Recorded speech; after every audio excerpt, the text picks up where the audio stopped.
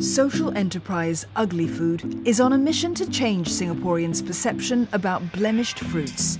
On Instagram, its comic strips on talking fruits explain how fresh produce gets scarred in the supply chain journey and how people can help save them. Ugly Food hopes the caricatures will build public awareness and help reduce Singapore's growing food waste. So we really got down to the roots of the problem. We kind of realized that there's not really much of an education, like a structured education in terms of teaching us how to choose fresh fruits. Ugly Food is among firms that take in blemished and excess fruits from importers, supermarkets and wholesalers. What started out as a school project has now become a business, selling fresh fruits to consumers and food establishments. In terms of how we choose our fruits, what's edible and what's not, definitely nothing rotten, no fungus, but the rest of it really depends on customers' thresholds. A 2019 study by the Singapore Environment Council and Deloitte showed Singapore imports around 2 million tonnes of food. Almost 20% of that is lost in the supply chain yearly. Fruits and vegetables account for about 167,000 tonnes in food loss that occur during the post-harvest stage, processing and transportation. Since it was founded in 2016, Ugly Food has saved 200 tonnes of food, a big leap from just less than 100 kilograms of fruits initially. It's definitely making a difference. Well, big or not is relative. We do hope that we can shave off at least 1/7 or 1/8 of the entire total food wastage that Singapore has. This desire to make a difference is one shared by many in the millennial demographic. According to a global survey by Deloitte, this group sees climate change and protecting the environment as a top concern, overtaking anxieties over health, jobs and personal safety.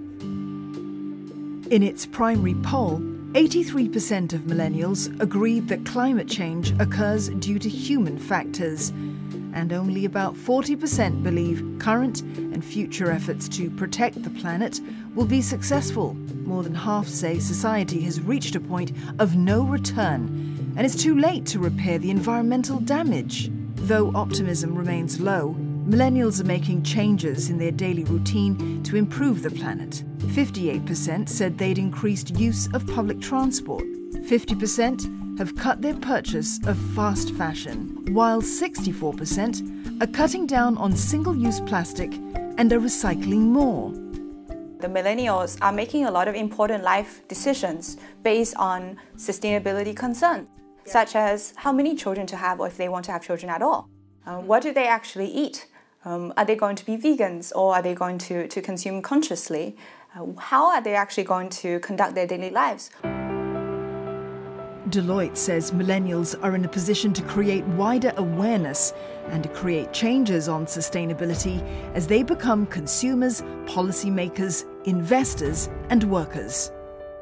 The millennials are concerned with more than just profits, with more than just self-interest. They have a lot of preference and a lot of asks for entities to do better and show that they're doing more. For small and medium enterprises, this presents an opportunity to transform their operations and benefit from the growing clamour for sustainable practices. For a lot of SMEs, the whole pandemic has been a chance for them to rethink their positioning, their marketing. So I think many may actually go down the path of repositioning themselves with the ESG goals. For retailers and food industry players, going green could mean using less plastic for packaging or adopting practices to avoid wastage. For others, this entails changing equipment, materials and processes, or even revamping the entire business model. The barriers really it is that a lot of businesses have a fixed way of doing their business.